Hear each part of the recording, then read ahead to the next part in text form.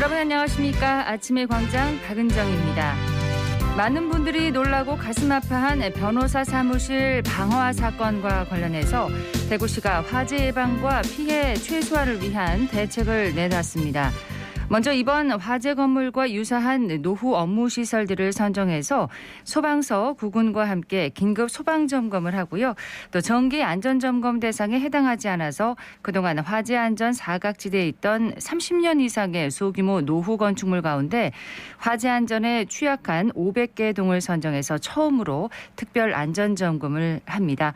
아울러 화재 취약 시설에 스프링클러를 설치하는 화재 안전성 등 보관 사업을 올해 안으로 마무리하고 방독면과 산소 마스크 등 이 화재 피난 물품을 구비하는 구조 골든타임 확보 운동을 범시민 운동으로 전개할 계획입니다. 사회가 불안하고 불만에 가득 찬 사람들이 많이 늘어나면서 일상의 안전을 흔드는 위험 요소도 커지고 있습니다. 지자체의 효과 있는 대책에 이를 완성시켜가는 이 시민의 노력이 더해져서 생활 속의 위험 요소들 하나씩 해소해 나갔으면 하는 바람입니다. 6월 23일 목요일 아침의 광장, 먼저 이 시각 교통 상황과 날씨 듣겠습니다. 김현지 리포터. 네, 먼저 고속도로입니다. 이 시각 중앙고속도로 춘천 방면 다부터널 일대 정체 이어지고 있습니다. 이후론 작업 구간 있는데요. 안동휴게소 부근 1차로와 풍계나들목 일대 1차로에서 작업 진행되고 있습니다. 구간 이동하실 때 참고하시기 바랍니다. 반대 부산 방향은 단양나들목 일대 2, 3차로에서 조금 더 지나 안동휴게소 부근 1차로에서 작업 이뤄지고 있습니다. 다음은 시내도로 정보입니다. 달구벌대로 수성교에서 삼덕내거리 방향 수성교 50m 지난 가장자리 차로에서 승용차 접촉사고 발생했습니다. 가장자리 차로에 사고 차량 석대 정차하고 있어서 2차로 통과하는 차량들 어렵습니다. 또 수성구청역 지나면서 범어내거리 방향도 정체 빚고 있습니다. 성당로 성당시장 내거리에서 두류공원 내거리 방향 두류공원 내거리 100m 못 간 지점 2차로에서도 승용차 추돌 사고 발생했으니까요. 이 구간 통과하실 때 유의하시기 바랍니다. 마지막으로 날씨입니다. 오늘은 대체로 흐린 가운데 장맛비가 내리면서 폭염의 기세가 한풀 꺾이겠습니다. 오전에 경북 서부 내륙에서 비가 시작돼 오후에 전역으로 확대되겠는데요. 내일까지 대구와 경북 남부 내륙에 10에서 70mm, 경북 북부 내륙엔 30에서 100mm의 비가 내리겠습니다. 오늘 밤부터 내일 아침 사이엔 많은 양의 비와 함께 돌풍과 천둥 번개를 동반하겠는데요. 안전사고와 시설물 관리에 주의하시기 바랍니다. 현재 기온은 26도, 습도는 76%입니다. 지금까지 김현지였습니다. 지역 시사정보 프로그램의 중심, KBS 대구 제1라디오 아침의 광장을 듣고 계십니다. 네, 저희 아침의 광장 프로그램 시작할 때 잠깐 놀라셨죠? 예, 기기 결함으로 인해서 약간의 지연이 있었습니다. 청취자 여러분들의 양해를 부탁드립니다. 자, 지금 시각 8시 33분 지나고 있는데요. 오늘 아침 지역의 주요 뉴스부터 살펴보겠습니다.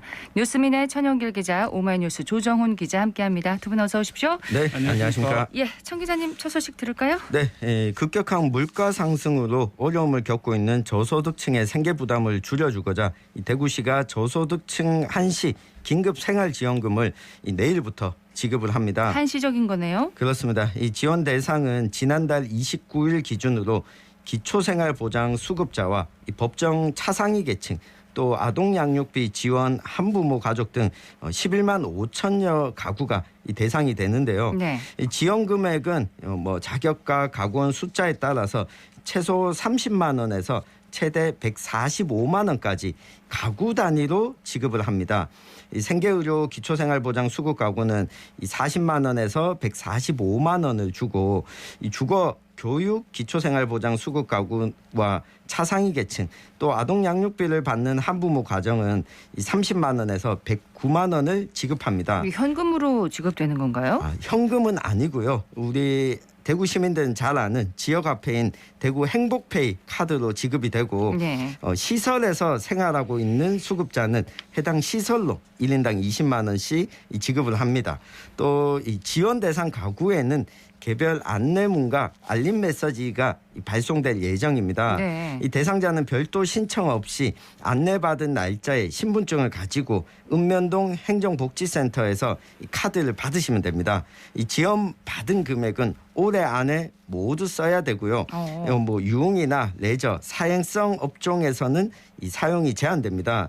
일단 알림 메시지를 받으시는 분들은 날짜까지도 함께 메시지가 오거든요. 지원받는 날짜를 말씀하시는 그렇습니다. 거죠? 읍면동 행정복지센터에 방문해야 되는 날짜까지 나오니까 요거 잊지 마시고 이 긴급 생활지원금을 모두 받으시길 바랍니다. 네, 알림 메시지 받으시면 읍면동 행정복지센터로 문의를 꼭 반드시 해보시기 바랍니다. 네. 다음 소식 듣겠습니다. 네, 대구 지역 일부 기초의원들이 임기 만료를 앞두고 관광성 국내 연수가 논란이 되고 있는데요. 시민단체가 이들의 연수 취소를 촉구하고 나섰습니다. 수성구에는 지난 20일 의원 2명이 2박 3일 일정으로 제주도 연수를 다녀왔습니다.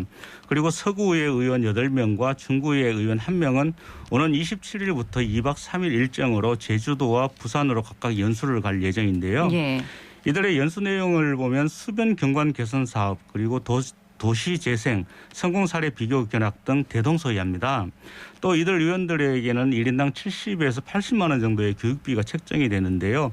항공료 등 교통비도 별도로 제공이 됩니다. 그렇지만 문제가 되는 것은 이들 중 상당수가 지난 6일 지방선거에 불출마했거나 또는 낙선해서 임기를 이어갈 수 없는 상황입니다. 그래서 이제 시민단체가 연수 취소를 지금 촉구하고 나선 거군요. 그렇습니다. 대구시 참여연대는 어제였습니다. 보도자료를 통해서 대구 서구의회와 중구의회는 세금 낭비성 관광 연수 계획을 당장 취소하라 이렇게 촉구를 했는데요. 또 수성구의회는 출장 경비와 과정을 공개를 하라 이렇게 요구를 했습니다. 참여연대는 논란이 된 국내 연수 출장 계획표를 보면 교육과 전혀 상관없는 일정이 대다수다 이렇게 지적을 했는데요. 네. 출장에는 낙선 의원들도 다수 포함되어 있다라고 얘기를 했습니다. 일정이 어떻게 돼 있기에요? 네, 서구의 출장 계획표를 보면 문화관광 및 시찰, 웃음운동 등 행정감시 및 지역 의제와 크게 상관없는 일정입니다. 또 한 명당 7, 80만 원의 교육비 그리고 별도로 제공되는 항공료를 포함한 교통비가 세금으로 지출되는 것에 어떤 시민들이 동의하겠는가 이렇게 비판을 했습니다. 그러면서 낙선 의원의 경우 임기가 종료되는 시점에 연수를 가야 할 필요가 전혀 없다. 또 재선 의원 또한 8대 9의 개원 이후에 의정 활동에 필요한 적절한 계획과 심사를 거쳐가는 것이 맞다 이렇게 주장을 했습니다. 지금 수성구의회는 제주도 연수를 떠났고 지금 서구의회 의원 8명 그리고 중구의회 의원 1명이 지금 27일부터 일정을 앞두고 있는데 네. 과연 이런 촉구에 어떻게 반응을 할지 한번 지켜봐야 되겠네요. 그렇습니다. 수성구 의원들은 어제 다시 다 돌아왔거든요. 예. 그리고 나머지 의원들은 지금 떠날 예정인데 임기 만료가 이달 말입니다. 그러니까 불과 며칠 남겨놓지 않고 외유성이라고 밖에 볼 수 없다 이렇게 보여집니다. 네. 어떤 답변이 돌아올지 한번 보겠습니다. 소식 하나 간단하게 더 들을까요? 네, 대구 지역 인구 유출이 계속해서 지속되고 있다는 안 좋은 소식입니다. 22일 통계청이 발표한 이 5월 국내 인구 이동 통계를 보면 이 대구의 인구가 2만 1,200여 명이 들어왔고 2만 2,600여 명이 빠져나갔습니다. 이 1,399명이 순유출됐는데요. 네. 인구 이동이 뭐 잦은 건 그럴 수 있지만 빠져나가는 인구가 계속해서 좀 늘어나고 있는 상황입니다. 지금 전국적으로 보더라도 이 경기, 인천, 충남 등은 인구가 순유입된 반면에 서울, 경남, 대구 등 9개 시도에서는 인구가 꾸준히 빠져나가고 있는 상황입니다. 네. 이 통계청 쪽에서는 이 주택 매매 감소와 이 고령화를 그 요인으로 꼽았는데 장기적으로 봤을 때 60세 이상 고령자는 늘어나고 20대, 30대 청년층은 계속 줄다 보니까 인구 이동은 전반적으로 감소하는 추세라는데 이 대구의 인구가 240만이 붕괴된 지 이제 얼마 지나지 않았는데 그렇죠. 이러다가는 230만 명 선도 얼마 남지 않았다라고 하는 우려가 나오고 있습니다. 순유출이 더 높다는 것에 대해서 좀 심각성을 가지고 대책을 서둘러야겠습니다. 네.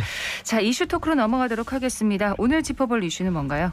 전국 학교 비정규직 노동조합 대구 지부가 학교 급식실 종사자에 대한 이 조사를 벌였는데 이 각종 사고를 경험한 것으로 나타났습니다.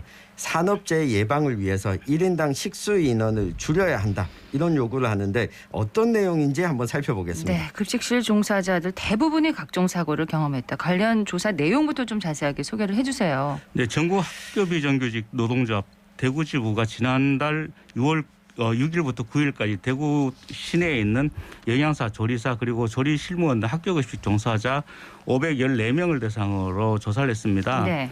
종사자들의 산업안전 실태 조사를 온라인으로 진행을 했는데요. 이 조사 결과를 본다면 응답자의 80%가 급식실에서 다친 적이 있다 이렇게 대답을 했습니다. 80%가요. 네, 그렇습니다. 다친 유형을 살펴보니까요. 미끄러지거나 넘어지는 경우가 가장 많았고요. 그리고 화상이나 끼임 그리고 칼 같은 데로 이제 베이는 순이 많았습니다. 네. 그리고 응답자의 대부분인 97%가 신체 부위 가운데 아픈 곳이 있다 이렇게 대답을 했는데요. 이 가운데는 50% 가까이가 병원에서 근골격계 질환 진단을 받은 적이 있다 이렇게 대답을 했습니다. 진단받은 근골격계 질환에는 허리디스크, 회전근개 파열 그리고 목터널 증후군 순으로 많았습니다. 조리 공간에서 아무래도 이제 물이나 불 또 칼 같은 조리기구 등을 많이 다루다 보니까 이런 사고가 일어나는 거군요. 네, 학교 같은 대형 급식실은 부엌이 아니다 보니 산재 위험성이 항상 도사리고 있는 공간인데요. 이 불이나 뜨거운 물, 기름 등의 화상을 입거나 칼에 상처를 입는 경우가 많았습니다. 육수통 같은 대형 조리기구를 들다가 허리나 손목 등을 다치는 경우도 적지 않았고요. 네. 요리 과정에서 나오는 각종 유해물질 때문에 호흡기에 치명적인 손상을 입기도 합니다. 굽고 튀기는 요리를 할 때 배출되는 조리듐이란 미세기름 입자가 WHO에서는 발암물질로 분류하고 있습니다. 또 워낙 대량이잖아요. 맞습니다. 예. 이 밥솥도 대량이고 이 국통도 대량이거든요. 이 조리기구 등을 닦을 때 쓰는 세제 또 바닥 소독할 때 사용하는 약품 역시 독성이 강한 상황입니다. 어쨌든 이런 모든 상황이 이제 일하다 다친 건데 산재 인정을 받을 수가 있는 건가요? 산재 인정을 받기는 쉽지가 않았던 것 같습니다. 외상에 비해서 인과관계가 명백히 드러나지 않는다. 이런 이유로 산재 인정을 받기가 어려운데요. 일하다가 다친 대구 지역 학교 급식 노동자 가운데 치료 비용을 산재보험으로 처리를 했다라고 밝힌 경우는 13.4%에 불과했습니다. 너무 낮네요. 네, 그렇습니다. 더구나 근골격계 질환 치료를 위해서 산재보험 처리를 했다라고 답변한 비율은 무려 1.8%에 그쳤는데요. 산재보험 신청을 하지 못한 가장 큰 이유로는 대체 인력을 구하지 못해서 동료들 눈치가 보여서라고 대답한 경우가 41.3%였습니다. 네. 산재 신청 절차가 복잡해서라고 대답한 이유도 3분의 1 가까이 됐습니다. 그렇군요. 자, 대체 인력을 좀 구하기가 어려운가 본데 코로나19로 또 이 대체 인력 풀을 운영하고 있는 거 아닌가요? 이게 들었던 것 같은데요. 네, 시도교육청마다 대체 인력 풀 모집 공고를 내고는 있습니다. 하지만 학교 급식 현장에서는 실효성이 없다는 게 중론입니다. 실제 조리실무사 신규 채용 시에 다수 인원을 좀 모집해서 이 정원의 나머지 인원은 대체 인력 풀로 등록하는 게 일반적입니다. 네. 하지만 등록된 대체 인력이라 하더라도 정작 학교 급식실에 공백이 생기면 지금은 다른 경제활동을 하고 있다. 일정이 맞지 않다. 또 일하는 기간이 좀 짧다 등의 이유로 응하지 않아서 바로 투입이 좀 쉽지 않습니다. 당장 학교 급식실에서는 내일이나 모레 일정으로 대체 인력을 구하는데 이게 갑작스럽게 일정을 맞추는 게 쉽지 않은 겁니다. 네. 때문에 학교 급식 인원에 공백이 생기면 영양사나 조리사 또 조리 실무사들이 지인을 통해 직접 대체 인력을 구하고 있는 실정이라고 합니다. 예. 부족한 인원으로 이렇게 조리를 하다 보면 사고에 노출될 위험이 정말 그만큼 더 커질 수밖에 없을 것 같습니다. 네, 맞습니다. 그렇기 때문에 학교 비정규직 노조에서는 부족한 인력으로 고강도 노동을 하다 보니까 근골격계 질환과 산재 사고가 일상이 됐다 이렇게 얘기를 했는데요. 특히 튀김, 구이 등 조리 중 발생하는 유해물질에 노출되는 시간도 길어질 수밖에 없다라고 지적을 하고 있습니다. 네. 학교 비정규직 노조는 대구시교육청에 한 명이 담당하는 식수 인원을 줄일 수 있도록 전교생 수에 따른 급식 노동자 배치 기준을 지금보다 낮춰야 된다 이렇게 주장을 하고 있는데요. 사실 학교급식 조리 인력 배치 기준은 이미 다른 공공기관 기준의 2배를 넘는다고 합니다. 그렇기 때문에 근본적으로는 조리 인력 배치 기준을 낮추고 또 전문화된 외부 기관을 통해서 급식 시설에 대한 환경을 안전하게 관리를 해야 된다 이렇게 지적을 하고 있습니다. 자, 이런 지적에 대구시 교육청은 어떤 입장인가요? 네, 이 교육청에서는 세종다음으로 대구가 평균 식수 인원이 적어서 이 근무 환경이 상대적으로 나쁜 편은 아니지만 학교 일부에서는 인력이 부족하다고 느낄 수 있다면서 현장 의견을 수렴해서 효율적인 인원 배치 방안을 검토하겠다 이렇게 밝혔는데 학교별로도 차이가 크고 또 공립학교와 사립학교에 따라서 이 차이는 조금 더 크게 벌어지고 있어서 네. 이 교육청에 조금 더 면밀한 이 조사가 좀 필요해 보이는 상황입니다. 근데 최근에 폐암 진단을 받은 학교 급식실 이 조리원이 산업재해 판정을 받았다는 소식이 있었습니다. 네, 맞습니다. 노조에 따르면 대구의 한 고등학교에서 18년간 조리 실무자로 근무했던 A씨가 지난 2019년 11월 건강검진에서 폐에 이상이 있다는 소견 통보를 받았습니다.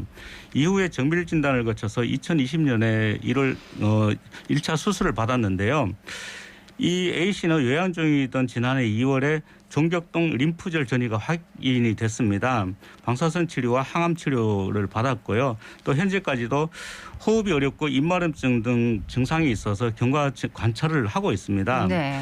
A씨는 지난 2월에 근로복지공단에 산재 신청을 넣었는데요. 이달 10일 최종 승인을 받았습니다. 그러니까 이게 대구에서는 학교 급식 종사자가 폐암 산재 승인을 받은 게 처음인 거잖아요. 네. 하지만 전국적으로 보면은 사례가 적지 않다면서요? 네, 2018년 4월에 수원의 한 중학교에서 근무하던 조리실무사가 이 폐암으로 숨진 뒤에 2021년 2월 근로복지공단으로부터 산재 승인을 받았습니다. 이게 첫 사례였는데 이후에 충북에서도 조리사가 또 경기도 광명에서도 한 조리사가 또 같은 달 또 성남 모 고등학교와 안양 모 초등학교 조리실무사 등이 잇따라 학교급식 폐암 산재로 인정을 받았습니다. 전국적으로 이렇게 폐질환을 앓는 조리사들이 많은 만큼 관련한 조사와 보호 대책이 필요해 보입니다. 네, 맞습니다. 그렇기 때문에 고용노동부에서는 55세 이상 그리고 10년 이상 종사자를 대상으로 폐 건강검진을 하기로 했습니다. 또 현장 실태 조사를 통해서 조리실 시설 개선을 위해서 환기시설 표준 가이드라인도 만들기로 했는데요. 경상북도 교육청에 따르면 올해 예산을 마련해서 급식 종사자의 폐암 실태를 파악을 한다고 합니다. 그리고 직업성 질환의 사전 예방을 위해서 저설량 흉부 CT 촬영에 필요한 건강검진을 지원을 할 예정이라고 하는데요. 네. 검진 결과 폐암 의심 소견이 나타나면은 추가 검사를 할 수 있도록 비용도 추가로 지원을 하겠다 이렇게 밝히고 있습니다. 대구시 교육청도 근무기간을 5년으로 단축하자 이런 노동계 의견을 받아들이기로 했는데요. 오는 29일 교육청 산하 산업안전보건위원회에서 안건을 심의할 예정이라고 합니다. 네. 아이들의 맛있는 밥을 만들다가 종사자들이 다치거나 중병에 걸리는 일은 참 없어야겠습니다. 맞습니다. 특히 폐질환과 관련해서 떠올려보면 우리 70년대 열악한 환경 속에 일하던 노동자들이 폐병에 걸리거나 또 결핵으로 고생했던 시절을 좀 보는 것 같거든요. 네. 50년이 지난 지금 시점에도 업무 중에 폐질환을 겪는다는 건 제대로 된 설비가 갖춰지지 않은 공간에서 그동안 밥을 만들어 왔다는 이야기입니다.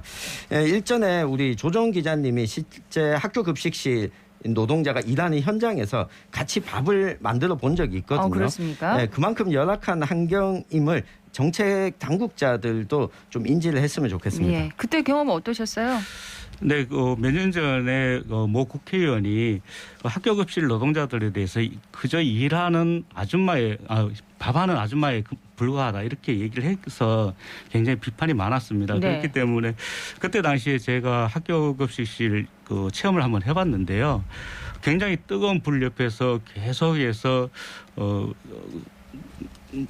조리를 해야 됐습니다. 네네. 조리를 해야 되기 때문에 굉장히 매캐한 냄새도 많이 맡아야 됐었고요.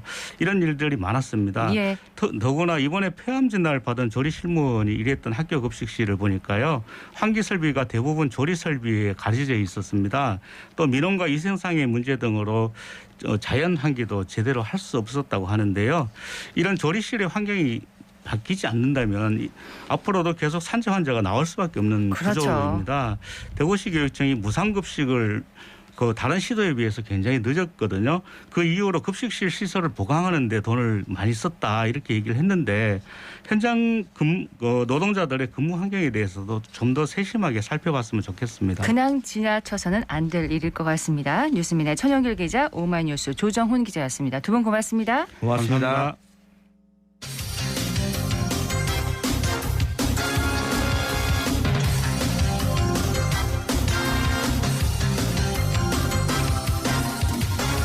목요일 아침의 광장 함께하고 계신 지금 시각 8시 50분 지났습니다. 요즘 뭐 탄소 중립 필요하다, 중요하다 이런 얘기 많이 들으실 겁니다. 대구 달서구 대구 수목원에서 생활 속 목재 이용으로 탄소 중립 실천하기 이런 제목으로 2022 목재 문화 페스티벌이 열렸습니다. 이 소식 서유리 리포터가 준비했죠?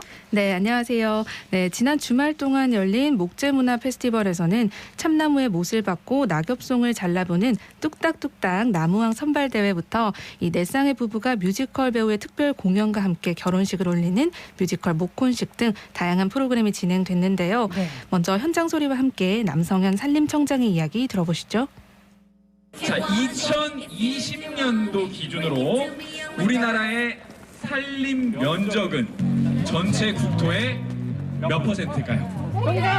자, 일단 우리 저기 남자분 70% 확실해요?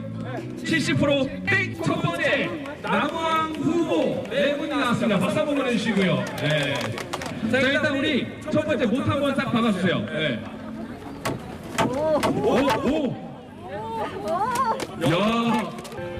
운명처럼 바로 어제 6월 17일이 결혼 기념일이었습니다. 힐링의 시간을 보내고 싶은 다둥이맘 이미현, 조광래 부부를 소개합니다.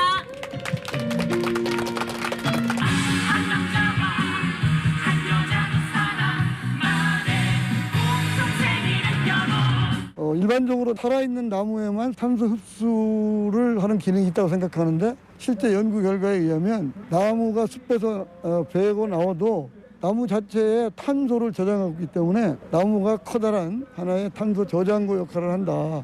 그래서 나무가 불로 떼어지지만 않으면 숲에 있는 것처럼 생활 속의 숲이다. 저는 그런 얘기를 좀 하고 있고요. 어떤 거 만들고 계시는 거예요? 편백나무 가습기 만들고 있어요. 이거 다 만들게 되면 어디에 놓고 사용할 계획이세요? 제 방에 놔두고 쓸 거예요. 목재도 탄소를 저장하고 있다는 건 참 모르셨던 분들 많으실 것 같은데 이런 부분을 자연스럽게 알 수 있도록 행사를 구성한 거네요. 네, 맞습니다. 이 긴 행사의 중간중간에 목재와 관련된 퀴즈를 내고 또 마치면 상품을 줬고요.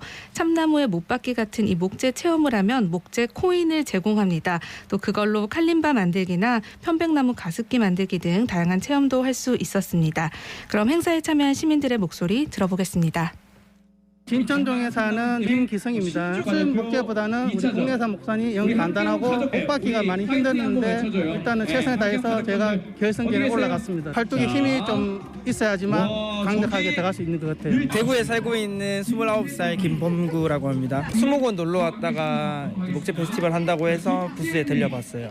시간은 대략 한 15분에서 20분 정도 걸렸던 것 같고 칼림바를 만들어 봤습니다. 연주는 아직 조율을 못해서 집에 가서 조율을 해보고 연주해 보려고요. 집에 이제 다육이랑 식물들이 좀 있어서 화분을 사려고 했는데 화분 만들기 체험이 있어서 저것도 한 10분에서 15분 정도 이제 못질을 하고 사포질을 하고 해서 그 정도 시간이 걸렸습니다. 월성동에 살고 있는 애기 엄마입니다. 목받기 체험과 모든 냄비 받침대와 디저트 스푼 만들기를 체험해 보았습니다.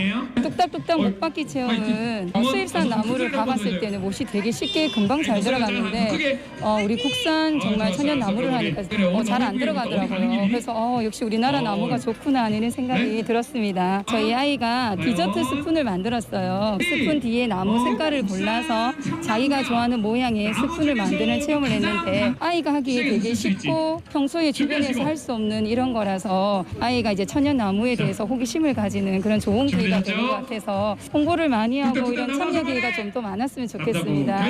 앞으로 집에 가서 두고두고 자기가 간식 먹을 때 사용할 수 있을 것 같아서 너무 좋았습니다. 네, 이 밖에 목소리 토크쇼를 비롯해서 국산 목재로 된 요리 도구를 사용해서 대구 지역의 특산물이죠. 납작만두 떡볶이를 아빠들만의 레시피로 만들어보는 시간도 진행을 했습니다. 프로그램 중 체험부스 운영자와 목혼식 참여자의 이야기 들어봤습니다.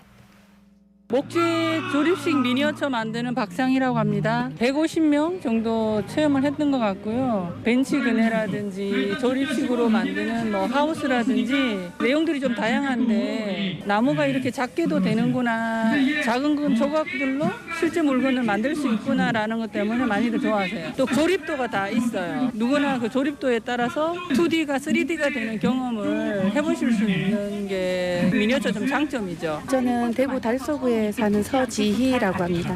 저는 한 6년 전에 목혼식 프로그램에 한번 참여했었는데 그때 폐목재를 해서 책장 만들기를 했었던 프로그램이 너무 기억에 남아가지고 요번에 보니까 저희 대구에서 하더라고요. 그래서 진짜 주저 안 하고 바로 신청했어요. 프로그램이 너무 풍성하고 알차기도 했고 아이들도 이 결혼식을 어떻게 진행하는지 잘 몰랐잖아요. 그런 것도 다 볼 수 있는데 아빠 엄마랑 같이 한다는 이런 게 너무 소중한 기억이 될 것 같아서 좋았어요. 다 결혼식처럼 이렇게 해주시니까 걸을 때 좀 이렇게 망감이 또 막 교차한다고 해야 되나, 결혼식 처음 할 때 하고 느낌하고는 또 달랐어요. 신랑이 원래 사람들 앞에서 이렇게 하니까 부끄러워하고 좀 별로 안 내켜 했었거든요. 근데 오늘 최고로 즐기는 것 같아가지고 너무 기분 좋았어요. 신랑도 좋아하니까. 오늘 또 이 목혼식 이런 추억으로 해서 앞으로 또 20년, 30년 아이들 클 때까지 좀 현명하게 잘 지냈으면 좋겠어요. 서로 동지처럼 지냈으면 좋겠습니다. 사랑합니다. 네, 이런 행사와 더불어 앞으로도 생활 속에서 목재를 이용하려는 노력이 계속됐으면 좋겠습니다. 네, 서유리 리포터 잘 들었습니다. 네, 고맙습니다. 오늘 대구 경북 지역에 장맛비가 드디어 시작하겠습니다. 이 비는 오전에 경북 서부 내륙에서 비가 시작돼서 오후에 저녁으로 확대되겠고요.